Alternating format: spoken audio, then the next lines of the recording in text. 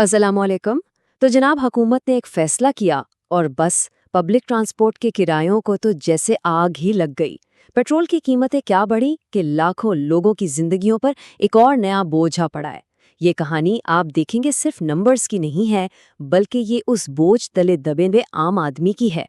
आइए डेली स्वील की इस रिपोर्ट की रोशनी में ज़रा इस पूरे मामले को समझते हैं। गरीब का सफ़र भी ख्वाब बन गया। ये सिर्फ एक जुमला नहीं है, ये तो एक चीख है। ये उन लाखों मुसाफिरों की बेबसी की आवाज़ है जो बस अड्डों पर खड़े हैं। आप खुद सोचें, जब सफ़र जैसी एक बुनियादी ज़रूरत भी ख्वाब बन जाए तो फिर मसला कितना संगीन हो चुका है, इसका अंदाज़ा लगाना मुश्किल नहीं। तो सवाल ये है कि ये सब शुरू कहाँ से हुआ। सीधी सी बात है, हुकूमत के एक ऐलान से। जैसे ही पेट्रोलियम मसनूआत की कीमतें बढ़ाने का फैसला हुआ, उसका रद्द अमल आप यकीन करें बिजली की सी तेज़ी से आया। यानी ऐलान इधर हुआ और इधर ट्रांसपोर्टर्स ने भी फौरन किराए बढ़ाने की ठान ली। रद्द अमल इतना तेज था कि लग रहा था जैसे वो बस इसी मौके का इंतजार कर रहे थे। एक लम्हे के अंदर आम आदमी की जेब पर कई सौ रुपए का एक और बोझ डाल दिया गया। तो सवाल ये है कि ये इजाफा आखिर था कितना। चलें जरा इन नंबर्स को देखते हैं जो वाकई सच पूछें तो होश उड़ा देने वाले हैं।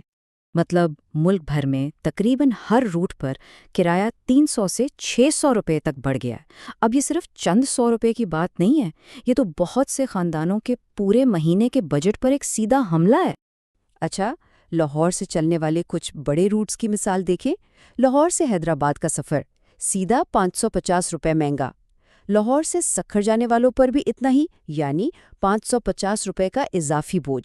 पेशावर के लिए किराया 330 रुपए बढ़ा और इस्लामाबाद के लिए 260 रुपए। यहाँ तक कि लाहौर से फैसलाबाद जैसा करीबी सफ़र, वो भी 200 रुपए महंगा हो गया। ज़रा सोचें, सिर्फ एक रूट पर 550 रुपए का इजाफा। ये रकम बहुत से मेहनतकश लोगों की पूरे दिन की दिहाड़ी से भी ज़्यादा है। बस ये एक नंबर ही इस मसले की संगीनी को समझने के लिए काफ़ी है। लेकिन ये नंबर्स, ये असल कहानी नहीं है। असल कहानी तो इन नंबर्स के पीछे छुपे हुए इंसानों की है, उन आम मुसाफिरों की जिन पर ये सब कुछ बीत रहा है। बच्चों को रोटी खिलाएं या सफ़र करें, ये सवाल आज हर उस शख्स की ज़ुबान पर है जिसकी आमदनी पहले ही महदूद है। ये एक ऐसी कड़वी हकीकत है जहां अब लोगों को बच्चों की रोटी और सफ़र में से किसी एक को चुनना पड़ रहा है। भला ये कोई इंतखाब है? ये तो एक नामुमकिन, एक जालिमाना इंतखाब है। और ये बात तो सीधी दिल को लगती है। ये मसला अब सिर्फ पैसों का नहीं रहा, ये समाजी भी बन गया है। सोचें ज़रा, जब लोग अपने प्यारों की खुशी गमी में भी शरीक ना हो सकें, तो ये हमारे मौशरती ताने बाने को कितना कमज़ोर करता है। अब तो रिश्ते निभाने के लिए भी पहले जेब देखनी पड़ रही है। अच्छा, लेकिन कहानी का एक दूसरा रुख भी तो है। ट्रांसपोर्टर्स आखिर इस होशरुबा इजाफे की वजह क्या बताते हैं? क्या ये वाकई उनकी कोई मजबूरी है या फिर ये सीधी सीधी मुनाफाखोरी है? देखें, इनका मौक़िफ़ ये है कि भाई सिर्फ पेट्रोल ही तो महंगा नहीं हुआ। वो कहते हैं कि गाड़ियों के स्पेयर पार्ट्स की कीमतें भी आसमान से बातें कर रही हैं। उनके मुताबिक पुराने किरायों पर गाड़ियां चलाना तो सीधा सीधा नुकसान का सौदा है, और अगर वो किराए नहीं बढ़ाएंगे तो अपना कारोबार ही बंद करने पर मजबूर हो जाएंगे।